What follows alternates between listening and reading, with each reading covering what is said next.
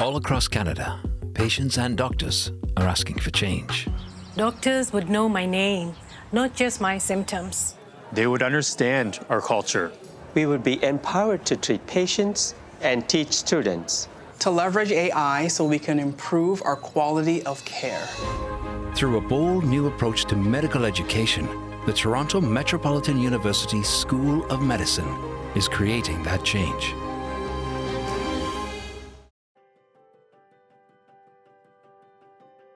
Attention hospital HR in Canada. Are you in search of the perfect insurance solution for your part-time and casual employees? Look no further.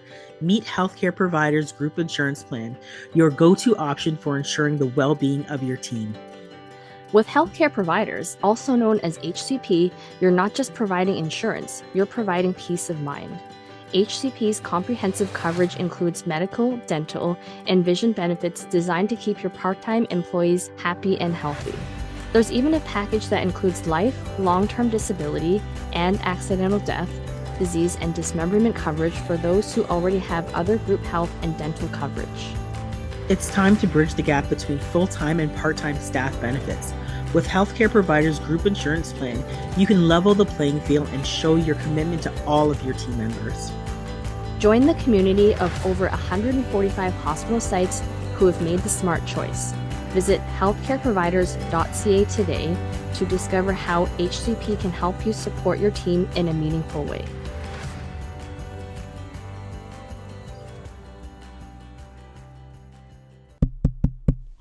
Is this thing on? I think they can hear us a bit better now. Do you think they are ready to change the status quo? It's one thing to get them listening, but now let's get them to act. You are now about to witness the strength of nursing knowledge.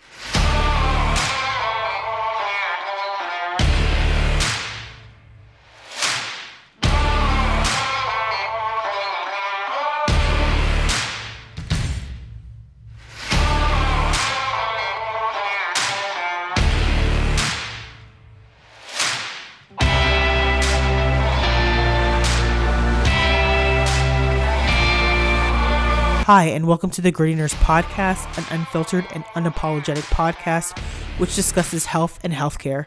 My name is Amie. My name is Sarah. And we are your hosts. Don't forget to hit the subscribe button wherever you listen to podcasts. Google, Spotify, iTunes, or our YouTube page. Please rate and review us. Make sure you get our book, The Wisdom of Nurses. There's no better gift than giving the wisdom of nurses to nurses during Nursing Week. Hi, and welcome to the Gritty Nurse Podcast, an unfiltered discussion related to health and healthcare. My name is Amie. And my name is Sarah. And we are your hosts. Ooh. Okay, yeah, you know, we always do that for Halloween episodes. I don't know why, but we do it anyways. And you know, I think that these are my favorite episodes, like bar none. I love recording about ghost stories and horror stories and asking kind of like, you know, why do people continue to watch these things or, you know, stay up late night, you know, listening to horror podcasts? And it's because they are awesome. So we've said it in our book. We've said it, you know, on podcasts before that every nurse has a horror story or a ghost story. And we found another nurse who has crazy, awesome ghost stories. So without further ado, I'll get Sarah to, maybe I'll pass it to Sarah and Sarah will introduce, or how are we going to do this? Well, you know what? I just want to say that when we were talking to people about the book, I would say the number one comment from non-nurses was about the ghost stories chapter. And the fact that we had so many ghost stories and then people started sharing their own ghost stories. And I think it's a really common theme, right? Like that nurses all have ghost stories. We want to share them, and nurses and non-nurses want to hear these stories. And so we're here to bring them to you with a fresh perspective, because we had a nurse actually reach out to us and she typed this big long email with 3 amazing stories, and we thought we can't not have her on. So I want to let Freija introduce herself and tell us a little bit about, just share about the ghost story aspect and why she finds it so interesting. So hi, my name's Freija. I'm a registered nurse. I'm actually in school right now to be a nurse practitioner, but I worked as a registered nurse for thanks. I've worked as an RN for 10 years. I live in a smaller town in the north of Canada, and Yeah, so ghost story. I'm not actually someone who enjoys being scared. So I have actually been known to yell at children on Halloween when I thought that they were trying to scare me.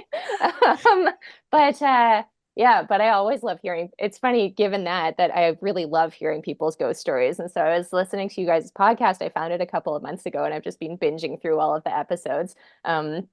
That look interesting. And so I was listening to this Halloween podcast and thinking, oh my gosh, I have some stuff I could share with them. And so yeah, I've emailed you and here we are. Yeah, no, we're always down to hear ghost stories. I think most of our listeners are like, "Oh yes, we want to hear these too." So it's so great to have you on to tell a little bit about these ghost stories. So one of the things that maybe before we get into it, you said you're a nurse practitioner. In training. We need more nurse practitioners. So one of the things that I wanted to kind of ask you before we get into some of your stories is, why do you think it's so common that every nurse has a ghost story? Oh boy, I think that's a great question. I guess my family's sort of beliefs. Of course, I feel like all of our parents when we were kids told us there's no such thing as ghosts. You don't have to worry about that. My parents took a different tack, sort of saying, well, there's no such thing as ghosts, but it is really normal to be scared. And here's some things you can do when you're scared. You can sing a song, also remember that you're stronger than any ghost. You're alive. You get to, be alive in this world and not have to worry about those things. I think everyone has ghost stories, especially when you work in a hospital, just because I do think that we sort of are, because of the privilege of our position, we sort of are a little bit closer, more intimate with death than a lot of people are in their day-to-day lives. And so I think it's something maybe that we all just think about a bit more. It's a bit more active in our lives. And so whenever, frankly, anything happens, and I have a friend who's very skeptical, and I told him these stories, and he was definitely like, this could all be explained. There's someone pranking. This kid and stuff. And I was like, okay, even if things can be explained, I feel like that's where our minds go first. And I don't think these could be explained. No, and truthfully, the thing is, we are all so busy in healthcare. Who honestly has the time to do this? Who has the time to do this? We don't even have time to go pee right now. Exactly. Like, who is pranking their colleagues at a time like this? So yeah, so I was so fascinated. Sorry, go ahead, Amie.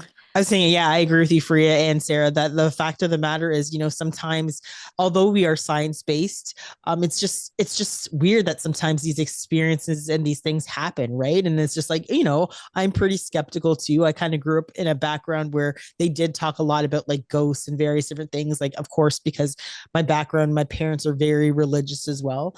And it's just, I guess as I went through university and different things, I'm like, yeah, I think you got to find the rational mind. But then there are instances like in our ghost stories previously where, although I have a rational mind, some of these things I just couldn't really explain and they freaked me out. So it's like, hey, well, there's got to be some explanation, but I don't know what it is. So I agree with you, Freija. I agree with you too, Sarah.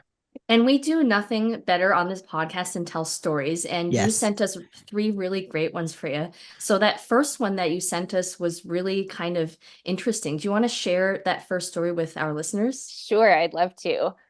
So this was several years ago when I had worked not for too long at the hospital that I work at now on a general med surg floor. In our town at that time, there was no inpatient hospice care. And so patients who were needing that kind of care had to come to the hospital, unfortunately. And it was really not ideal. It meant the nurses had to juggle, palliative care, which is a whole different mindset with, looking after acute patients and stuff. Anyways, but so all to say, we had a patient, let's call her Nancy, which is not her real name, to be very clear. Nancy's a good name because right away I thought about Freddy Krueger, Nightmare on Elm Street. So definitely great name. Nancy was the very first character in the Nightmare series. So yes, off we go. Great. So we had a patient, Nancy, who was with us for several weeks. I forget exactly how long. I think it was more than a month. It was long enough time that everyone on the ward looked after her while she was passing away. And she was a really wonderful woman. Like, she was just really gracious. And even in these moments at the end of her life, she was just so incredibly inspiring and, wonderful. And we all really got to care about her, and we all really, like, she had her own, one of the private rooms on the ward, and we really looked after her and her family in there. And it really sort of felt like her room. Anyways, and so once she had passed away, then as it happens in the hospitals, has to happen fairly quickly. The family had come and, said their goodbyes and taken her belongings. And then we brought her down to the morgue, and then the room very quickly is cleaned and turned over so that the next patient can come up in there. And the next patient was a post-operative patient. And so they were coming up from the post-anesthesia recovery ward, PACU. And so they were still sort of drowsy and groggy from the anesthetic that they had had. And so they go in. It's not me looking after this patient. It's my friend, who, let's call her Julia, also not her real name. So she goes in, and for anyone who doesn't know, looking after someone with who's coming from the PACU involves going in to check on their vital signs every 15 minutes, as well as doing other assessments while you're checking on them quite a lot when they're coming out like that. Anyways, and so Julia goes in. It's very normal also when people are groggy in that state for them to sort of forget people's names. Right. So you're, reintroducing yourself.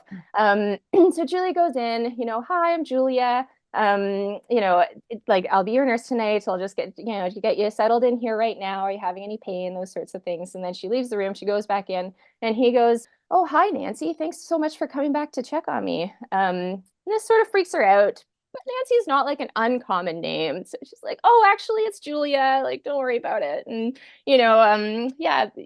she goes through her checks again and leaves again. And then she comes back again in another 15 minutes. And he again says, oh, hi, Nancy. I was wondering if you could get me some water, like that sort of thing. And so Julia's really not happy with this situation. This is the patient who has just passed away in this room. Right. And so she goes, like I've told you a couple of times, my name is Julia. I've written it on your whiteboard over here. Can I ask why you keep calling me Nancy? Because it's one thing if someone, like, that's my wife's name, I keep being confused or something. And he goes, oh yeah, I guess you did write Julia over there, but Nancy is written all over the walls. Oh my God. Oh my God, I just got chills. I know. So Julia at that point just like runs out of the room. We changed that patient's room and brought him over to be in a double, because we try to put people in the single room because they're nicer, right?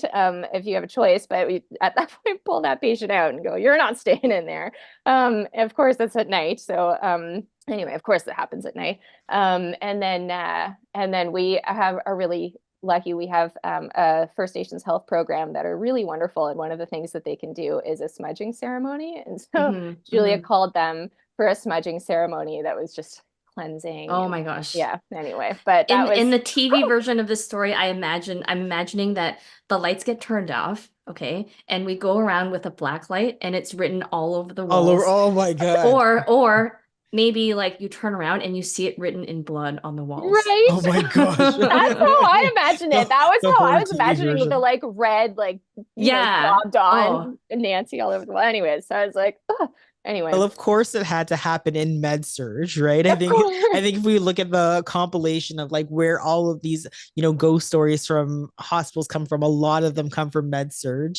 And then too, how creepy. Like I would say probably by the second time that this individual called me Nancy, I'd be like, no, I am not going back. I'm not going in there by myself. Yes. Like, and it's not even like similar to her name, right? It's not like it's the same letter or kind of sounds the same. It's totally different. Not at all. That's it's totally wild. Different name. Yeah. And yeah, like, yeah. Anyway, that is so creepy. That's the one that I was like, there's just no way to explain this. I mean, like, I'm sorry, skeptics. That was her room. She hadn't fully left her room yet. Yeah. She wasn't ready to go. And like, that's, we sort of talked about it, and thank God, I'm not a religious person, but I just love our First Nations health program so much because that one of the things that they really do is they provide, I would say, sort of a spiritual, just like some spiritual guidance in cases like that. And you can, ask them to be with you while you're doing hard things with families and stuff like that. Right. And the families can also ask for them to be there. And this is one of the things that we were like, we're so scared. Well, here's my embarrassing moment, kind of related to smudging, I guess. So I don't know what they particularly used, but for example, I've been given sage as a gift for the kind of the same purposes. And I think I remember reading from like a historical context or from, like a spiritual context that sage can kind of clear out, I guess it is, evil spirits or ward them out. You're supposed to open you light your sage, you open your windows, and it's supposed to like get the the evil spirit, I guess, out the window or whatever the case may be. And here's a random aside. So I think it was like either 2 years ago, I had gone into my son's room, and I just check on my kids at night, making sure everyone's settled and there's no drama. And I went into one of my boys' room, and I kind of went to like wake him up, just to gently just say, hey, everything's okay. I'm just checking on you. And he kind of opened his eyes, and then I can't even remember what he said. I think I told you the story, Sarah. He said something. You did. It was like this year, actually. Yeah, he said something in this like blah, blah, blah kind of tone. And I was like, and then he laid back down and went to sleep. And I was like, fuck this shit. I went and I got the sage, and I was just like, my husband's like, what are you doing? I'm like, I don't know what that was. I don't know what was happening with him last day. Cause we also, like, I went back, I told my husband, I was like, we need to like talk to him and wake him up. And of course he had no recollection of doing that or saying what he said to me. I can't even remember what he said, but it freaked me out. So yeah, I had the gifted sage, and I was just, all around the house, just making sure that nothing, just cleansing, making sure there was nothing there, nothing is there.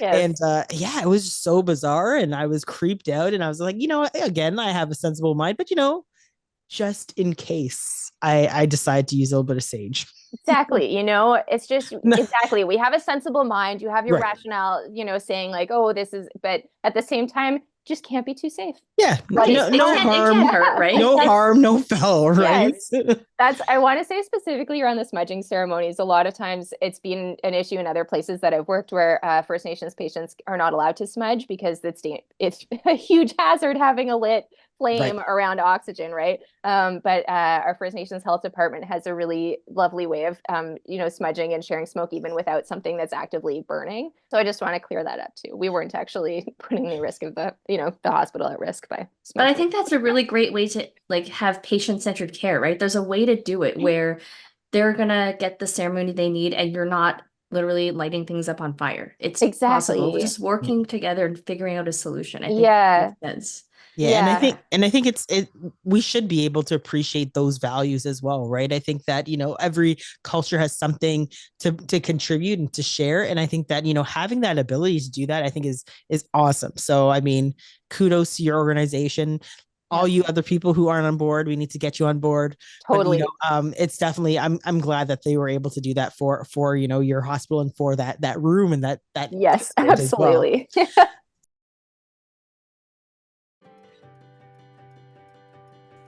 Attention hospital employees and retirees in Canada. Picture this, a benefit plan designed for casual and part-time hospital employees and retirees who aren't covered by their hospital's group health plan. Introducing Healthcare Providers Group Insurance Plan, a friendly partner dedicated to your health and well-being. With affordable plan premiums and an exceptional support team, Healthcare Providers, also known as HCP, is dedicated to helping you every step of the way. Enrolling is easy, and you'll have access to a wide range of health and basic dental benefits from day one. Already have health and dental coverage through another group plan? HCP still has your back. For less than $32 a month, the Signature Package, which includes life, long-term disability, accidental death, disease, and dismemberment, provides valuable income protection and peace of mind for the unexpected. So take charge of your healthcare and financial security today. Visit healthcareproviders.ca to learn more.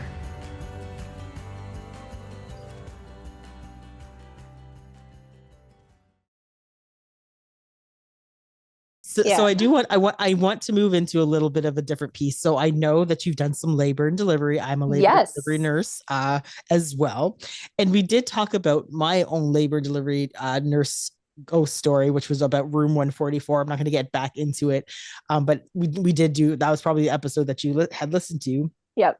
Could you tell us a little bit about your L&D ghost story? Absolutely. Yeah, absolutely. So fast forward a couple years from my last story, and I had done my perinatal and neonatal certificates and was working in L&D in our hospital. And the L&D floor in our hospital is directly above the operating room. Right. And so you'll know the reason not that ideal, it's not not ideal ideal to not have an operating room on the same floor. Having an elevator between L&D and the operating room is not ideal, but it's how our hospital works. So anyway, so we're right above. I am on break overnight. I come back and my friend that I'm working with goes, "Oh, by the way, Freya, just keep the doors locked. Like I'm about to go on break too, but admitting called and just asked us to keep the doors locked." And I said, "Oh, why?" Because there's lots of reasons that we keep the doors locked on maternity. I'm not sure, like I've worked on labor and delivery floors across the country that were locked wards. Right. And, we are not typically, but there's lots of reasons. First and foremost, it would be security for the moms and babies, just to make sure that only people that are safe are visiting them. But also even things like when we have wandering patients in the rest of the hospital, then it's just like one less hallway for people to get lost down and stuff. Right. So there's lots of reasons. But it's good to know why we're keeping the door locked. And so I said, okay, sure, why? And she said, "Oh, well, they've been getting some weird calls from the operating room. And you should also know our hospital is small enough that we don't run the operating room through the night, and we don't actually even have operating room staff there. So if something happens, we need to call the operating room staff in. And so usually at night, the operating room is just closed down. And so I was like, "Oh, what's happening in the operating room?" And she was like, "Well, nothing, but admitting has gotten these 2 phone calls from the operating room. And there's no one there. Like they'll just get a phone call and they'll say hello and no one answers, sort of thing." And so they sent security to check it out. But and the hallways to the operating room have motion sensor lights. The lights in the room you'd have to turn on yourself, but the hallways have motion activated lights. And so they got there, and the hallways were all dark, and the doors were locked as they should be at night, and there was no one there. And this had happened twice already. And I was like, "Well, that's creepy as hell. Like, what?" And she's like, "Yeah, and they phoned us just because it's right below us." I was like, "This is how, like, I don't know how tall like a floor is, but this room is what, like 2 feet below where we are right now." Anyway, so I was like, "Okay, well, I'm gonna just phone them and see if they've got that sorted out," sort of thing. And so I phoned them, and the admitting clerk, and I said, "Hey, this is Freya up on maternity. I just wanted to check if you had figured out what was happening in the operating room." And she said, "No, actually, we even sent the security guard a 3rd time. And he got there and all the lights were off and the door was locked, but he got into the operating room and he heard me saying hello Oh on my the phone God. as if it was speakerphone. And so it was if the phone call had just been made on speakerphone from the operating room phone. And there was no, and I was like, if I was that security guard, I would have quit my job before they even sent me once to check this out. Like anyway. And that was it. Yeah. So my friend went on break and I, was there. So just a question that when you No. were making those calls, did you hear anything at all? Like, was there static? Was there breathing? Was it just dead silent? So no, her phone would ring. It was from the operating room. She would answer the phone, say hello, hello. There would just be nothing. And then the line would go dead, or it would hang up, sort of thing. That's so creepy, because I shared a ghost story as well on a show called Haunted Hospitals, and I was in a tunnel and the phone rang and I picked it up and it was the same thing. There was nothing at all on the other side, but I felt compelled to pick it up because I'm in this dark tunnel that's like connecting to hospitals, and I'm like, someone is trying to tell me something, so I should pick it up. And that freaked me out too, completely. That really, you wonder, if there is someone trying to say something, what is it that they're trying to say?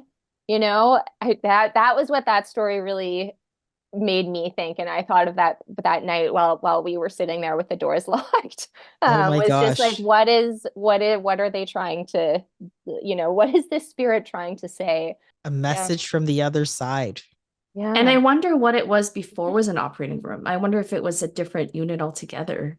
I don't know. Our hospital, like that part of the hospital was, I think, built in the 80s. So it's not, as far as hospitals go, it's not that old. There are certainly hospitals that are much older than that. And I think it's always been the operating room.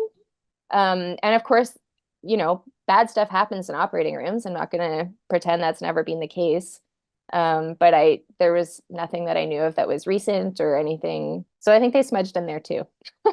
Interesting. Yeah. Yeah, that's horrifying. Like, I think for me, I would like, I know how you said that your other nurse friend went on break. I'd be like, all right, that's fine. I'll stay up because I Yes. wouldn't be able to get to sleep. That is absolutely horrifying. Yeah. So we kind of confirmed at the beginning, Freya, that you do not like scary stories. I personally have loved scary stories ever since I was a kid. I don't know if you guys remember this show called Are You Afraid of the Dark? Yes. Yes. But I used to watch that religiously in the 90s, and that's what got my fascination with scary stories. Why do you think people enjoy scary stories? Because it seems to be, it's not just a fad. Like, people truly enjoy scary stories and the whole like true crime Totally. genre. Yeah. Yeah, and like through the ages, like this is not just like a fad with our generation or something like that. Like people have been telling ghost stories around the fire since, Right. forever. Yeah, why do people like that? Do you think it's because it makes us feel either I have two thoughts and I haven't frankly thought about this all that long. Do you think it's because it makes you either feel like, well, I could deal with that. Like you're hearing a story and you feel strong because you feel like, well, now I feel, more like I could handle this story if I were there. I will say that's not how I feel when I listen to stories. I've even think about these stories, I could not handle them. But you feel like you're more prepared maybe now that you've heard the story. Like, is it sort of an information sharing urge about how to survive stuff? I don't know. I don't know. I kind of liken it to almost like a roller coaster, right? Right. Yeah. If you think about it, it's kind of exciting, exhilarating, but it's a ride you can kind of get off of at the end of the day, right? Right. So Yes. although all of these, bends and twists and turns and scary things happen, at the end of the day, you're like, you can get off that ride. It's not real, it's fake. So I think there's that aspect. So it's like, for me, like I love horror. I don't know, I'm really cheesy that way. I really love scary stories, but it's kind of like, I guess it's that thrill of like, oh, what if this could have happened? But knowing deep down that's like, this could never actually happen. So I think it's just kind of like that. Yeah. It's like I said, it's kind of like a roller coaster ride. But the thing is, I think that, I'll be honest, although I like indulge in true crime, I find that much more scary, obviously, than like a horror movie, right? Some people just like, I can't watch horror movies, but they can watch true crime. That to me is even more scary. Like, yeah, I can watch, I think, what was it that I was watching? Oh yeah, I was watching a series, like a cold case file, and it was some guy that would creep into women's windows. And that was more than enough for me. I was like, I cannot handle that. We've got tons of windows here. yes. That's more scary to me than, like Freddy Krueger saying, like, I'm going to come and jump in your dreams. So I feel the like same way. It's like there's that safety net in the end of the day. It's like, okay, the ride is done. There's no actual fear. There's no actual, entity that's going to come after me, versus the true aspect that human beings can be quite horror and scary type of people, right? So I think for me, it's like the fact that I can suspend my reality when in some other situations you can't. So yeah, and I think for me, it's more the thrill aspect, right? So it's like, it gets my adrenaline pumping, like what's going to happen, whether I'm watching something or I'm actively participating, it's like that thrill of the adrenaline. And I think a lot of nurses are adrenaline junkies, especially if they work in certain areas like emerge, labor and delivery. Like, we just like the thrill of it. And I think for me, it's like knowing, like, for me, the other part is knowing that I'm part of something bigger that can't be explained. Nursing is very science-based, like we've established this, but now it's the part that we can't explain that interests me, it intrigues me, and I like being part of something that can't always be explained. So that kind of is the appeal for me. I will say though that there are certain movies I've watched, which freak me out completely all the time. Another movie I used to watch back in the day, it was the Final Destination series. And there's this one scene where like a log falls off of a tractor trailer and it like barrels towards someone. And I always think about that when I'm driving on the highway now. So it's not always good to watch these types of movies because they can impact you for a long time. No, Oh, man. I think that goes for anybody, Sarah. Like driving behind those trucks with logs, you're like, nope, I've seen that movie. Yes. Yeah. Well, I think that's a really good point. Like first of all, yeah, certainly imagine I had to stop watching the show Elementary, which isn't even a horror show or like true crime at all. I had to stop watching that because it's for anyone who hasn't seen, every episode usually starts with usually it's a murder or some sort of crime happens, and it'll just be someone who's, coming home with groceries or hanging out in their house or something. And I'll be like, oh, I get groceries. I come by the house. I hang out there sometimes. And stuff. Yeah, I don't know. I think both of those are really, I think that idea of sort of experiencing what feels like danger, but from a place that feels safe, I think that's right. It, right? Like from a place where you feel like you can get off the roller coaster at the end if you want. But totally. Yeah. Yeah. I mean, I think again, like my husband doesn't like horror movies. He just indulges me because it's just like, he's just like, fine, we'll watch it, but he does not like horror. He likes sci-fi, which is a whole other thing, but it's just kind of like, I mean, you have to extend your disbelief there as well. But I think again, like I think just like you probably is just the fact that it's just like, it's not for him. It's not the genre that he likes, which is fine. Everybody has their, like I say, everyone has their flavor. So that's all good. Yeah. All right. And to wrap it up, you had one last ghost story that I'm actually really interested in because it brings a little bit of historical context to everything too. So tell us about that last story. Yeah. So this is actually from my mom. My mom is a historian, and specifically she has studied sort of the turn of the last millennium, so around 1000 CE in Europe, in certain areas of Europe, where our family is Ukrainian. And so she has looked a lot at sort of Eastern Europe. One of the things that she came across, which was not related to her, PhD at all, but was a cool story. But a lot of what we know about vampires comes from that area of the world, what is now Ukraine and Bulgaria and those sorts of, Romania. And so the pre-Christian belief before Christians, came there, was that they were very worried about the undead. They really believed that you needed to burn your dead to keep them from coming back, and that this was not only the safest thing, but also the most respectful thing for your loved ones who had died. And specifically, the thought was that the men would come back as these beings that would be attacking people, and what we know now as vampires that would sort of be looking for to return to life by taking, the blood. And then that women would come back as these water spirits. I think they're called rusalke. And what my mom was saying, of course, we don't know what direction the myths traveled in, but probably were also related to the Greek sirens from the Odyssey. That the women would come back as the sirens and sort of and be like seducing people into the water so that they could take their lives that way. Anyways, and so it was very important to them to be burning their dead to prevent these things. And so then when Christianity we know obviously, we know from history that Christianity was not always, but many religions were not always spread fully consensually. And so we know that in some cases, not every case, but in some cases, there were populations that were essentially told, like, no, you're going to do this now. And so when these populations were sort of told that, like, no, you're going to be burying your dead now instead, like good Christians do. There was the biggest resistance was like, well, okay, but like, what about all the vampires? Yeah, it's like they're going to come back. What about this major problem? And so the solution that they came up with was to actually like stake the bodies through the heart to their coffins so that there was no way they were climbing out, so that they were really nailed in there. And so that's a second way that we know to kill vampires. That's crazy. I know. And So I don't know where like the garlic idea comes from, or, I'm sure the holy water is full on like church propaganda. Like, no, you don't have to worry about the vampires. We're going to give you this holy water. Don't worry about it. Yeah, that's a weapon. Yeah. Just throw this water at them. You'll be fine. Right. But yeah, anyway. So. Oh my goodness. Now I'm kind of thinking to myself, we should do almost like a whole episode about just like vampires and the historical context. Oh, we totally should. That is just like so cool. I'm sure there's probably some nursing aspect there too. I bet you can find I'm sure there's some linkage there. But yeah, that's such an amazing story. And again, I love when we have those historical contexts of like where these things come from.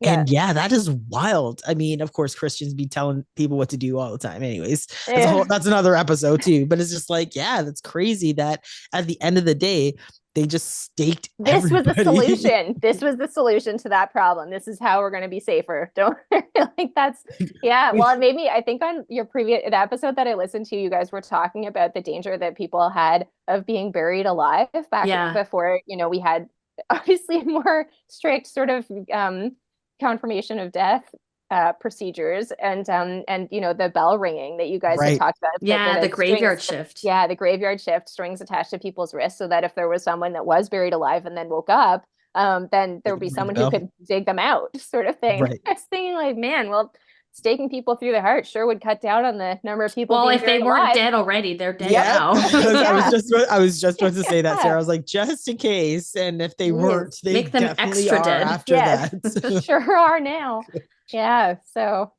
Well, I guess that kind of that makes sense, right? As to why someone now has to actually, like a medical professional has to legally declare someone dead. That makes sense. Someone needs to take that responsibility on that has the proper training, because we've been through centuries of this happening. This has clearly happened enough times before that, we want to prevent that in the future. And there are some stories I've read, again, like historical stories from other cultures, where they talk about, that, for example, the reason maybe they don't embalm or do anything with their dead is because there have been instances of people coming up and waking up 3 days later. Maybe they were in a coma or something. And of course, maybe that culture didn't recognize that was the state of that person was in. And they'd say, oh, they've come back from the dead and things like that. So there are some, other like cultural stories that kind of link into these ideas of, someone who you think is dead is now coming back, or they're the undead, or what the case may be, right? So, really horrifying. History is a crazy, crazy place. Oh, for sure. And we have to learn. From our history, right? So, I mean, again, thank you for sharing your stories. Maybe before we go, because we were talking about vampires, what would you say? I know you don't like horror movies, but maybe you have some context here. Favorite vampire movie? Ooh, vampire movie. I did actually sit through the whole of the old black and white Nosferatu. My uncle nice. is a classic horror, and that was this is pre-sexy monster era. Yes. Which I will say those movies have gotten a lot more watchable with the sexy monsters, because those first ones were truly terrifying. That was probably what turned me off being scared, was watching those movies with my family too young. But that one's pretty good. What about you, Sarah? Okay, so I was thinking, I know this is super cheesy, but Interview with the Vampire. I like that. Oh, that's not super cheesy. Okay, well, I do like that. And another cheesy one was the whole Twilight series. I think that brought back the whole resurgence of interest in vampires. Yes, I think so too. Too.